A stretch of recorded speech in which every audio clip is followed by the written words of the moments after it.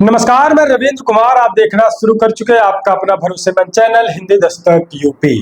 दोस्तों, बिहार में विधानसभा के चुनाव होने हैं और चुनाव की जो सरगर्मियां बिहार में पूरी तरीके से अब इस समय तेज होते हुए नजर आ रही है।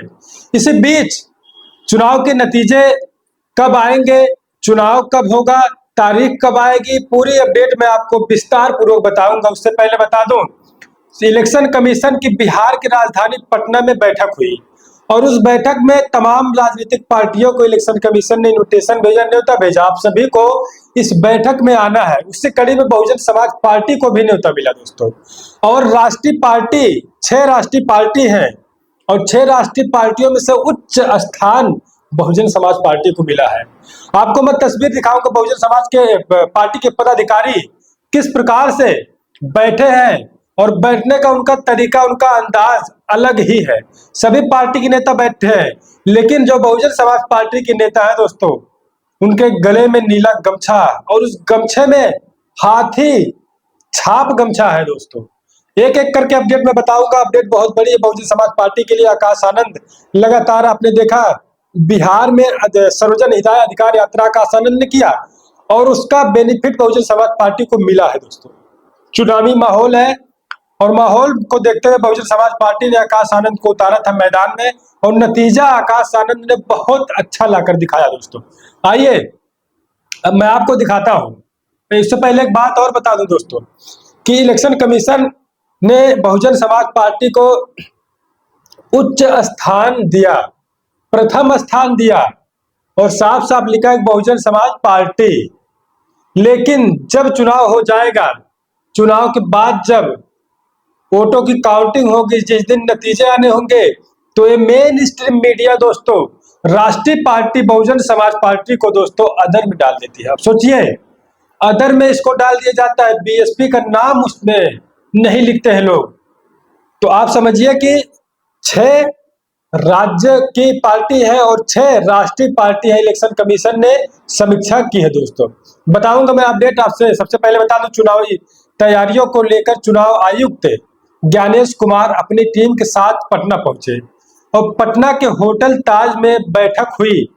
और इस बैठक में दोस्तों मैं आपको बताऊं कि जल्द ही चुनाव के जो तारीख है, चुनाव के तारीख का टाइम डेट जल्द ही चुनाव आयोग सामने घोषणा करेगा दोस्तों। जल्द ही चुनाव हो सकते हैं। 25 से 30 दिन के अंदर चुनाव होने की संभावनाएं बताई जा रही हैं। और अब वही बता दूं, चुनाव एक फेज में होगा या फिर 2 फेज में होगा, तमाम लोगों की प्रतिक्रिया चुनाव आयोग ने ली और उसमें बीजेपी के, भारतीय जनता पार्टी के जिला अध्यक्ष ने कहा कि चुनाव कम से कम 2 फेज में होने चाहिए। और वहीं अन्य पार्टी के लोगों ने कहा, कुछ पार्टियों ने कहा कि चुनाव 1 फेज में होना चाहिए। जब महाराष्ट्र का चुनाव 1 फेज में हो सकता है तो बिहार का चुनाव क्यों नहीं हो सकता है। और बीजेपी के लोगों का कहना, बीजेपी के जिला अध्यक्ष का, कि चुनाव 2 फेज में होना चाहिए, अर्थात 2 डेट फिक्स किया जाए और 2 डेट में चुनाव होना चाहिए। अन्य पार्टियों का कहना है कि चुनाव एक ही दिन हो जाना चाहिए। अब मैं आपको बताऊं दोस्तों, इसमें बहुजन समाज पार्टी के पदाधिकारी की आप तस्वीर देखिए। पहले तस्वीर देखिए, इसमें बहुजन समाज पार्टी के पदाधिकारी मौजूद हैं और नीला गमछा, हाथी छाप गमछा पहने हुए दिखाई दे रहे हैं। तमाम पदाधिकारी अन्य अन्य पार्टियों के हैं। तो अब देखिए, राष्ट्रीय पार्टी सबसे पहले मैं आपको बता देता हूं। राष्ट्रीय पार्टी देखिए, आप फोटो देखिए स्क्रीन पर। आम आदमी पार्टी दूसरे पर बहुजन समाज पार्टी है, उसके बाद भारतीय जनता पार्टी है, उसके बाद communist party of India Marxist है, उसके बाद इंडियन नेशनल कांग्रेस है, उसके बाद नेशनल पीपल्स पार्टी है दोस्तों।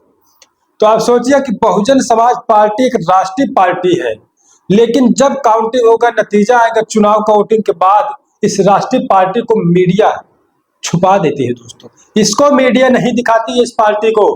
कारण क्या है आप समझिए कि मीडिया बीएसपी से, कितना बीएसपी से दिक्कत है मीडिया को, वो तो मजबूरी में है कि अदर में दिखा देती है। नहीं तो अगर मीडिया की चलती तो ये अदर में भी नहीं बहुजन समाज पार्टी को दिखाती दोस्तों। लेकिन मेरा चैनल निष्पक्ष जानकारी आपको बताने का प्रयास करता है दोस्तों। अब वही देखिए, जो राज्य की पार्टियां हैं उनका भी आप सामने लिस्ट देखिए। राज्य की party communist party of India, Marxist Leninist liberation, उसके बाद अपने जनता दल यूनाइटेड है। उसके बाद तीसरी पार्टी लोक जनशक्ति पार्टी रामविलास जी की है। चौथी पार्टी आप देखिए राष्ट्रीय जनता दल है।